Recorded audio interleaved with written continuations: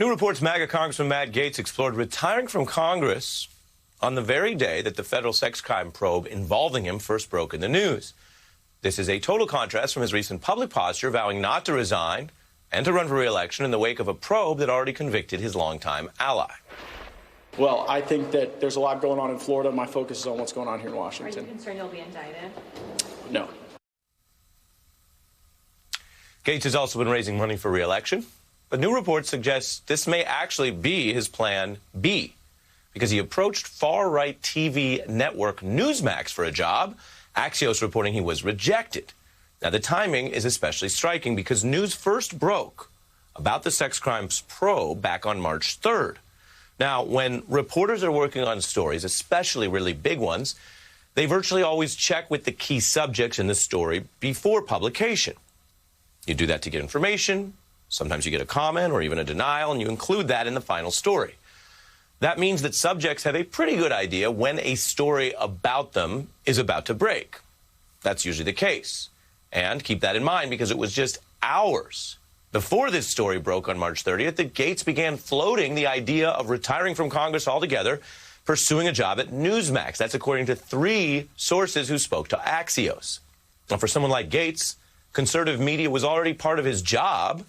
He rode his antics and a constant loyalty to Trump to already basically compete with a lot of analysts at Newsmax and Fox for most appearances. I believe Matt Gaetz before I believe the FBI. We need Newsmax in the halls of Congress. Man, I've been trying to get you on for a long time. I'm glad you're here. And I'm glad that viewers on Newsmax actually get the truth. You've been on the show a bunch of times. Most politicians would not do this. They may bow down. You're not. Congressman, always good to see you. Welcome back. Congressman Matt Gaetz, a hero during the impeachment hearings and beyond. Newsmax has talk that is the truth and has breaking news. Both of those things can be very threatening to folks in Congress. A hero. Well, who wouldn't want to work with a hero? While Newsmax was evidently willing to have him on air repeatedly for programming, they say publicly that does not mean they plan to actually work with him, working together daily. And they're not being very subtle about this rejection right now, publicly confirming, quote, Newsmax has had no plans to hire Representative Gaetz. The outlet, which often criticizes traditional news, made a point of confirming that one to the traditional news wire service, Reuters. Now, Gaetz has not been charged with a crime. And Newsmax, as you just saw, has often been taking his side in public. They just apparently don't want to be on his side at work in the days to come. Newsmax clearly following some wisdom from Dolly Parton, who said, "You're known by the company you keep. You say you're doing nothing wrong. I don't believe you are. I'm only trying to help you, sis, before you go too far."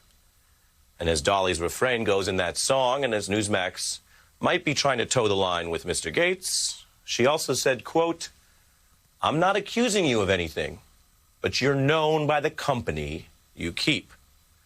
And that brings us to a contemporary version of the same classic warning.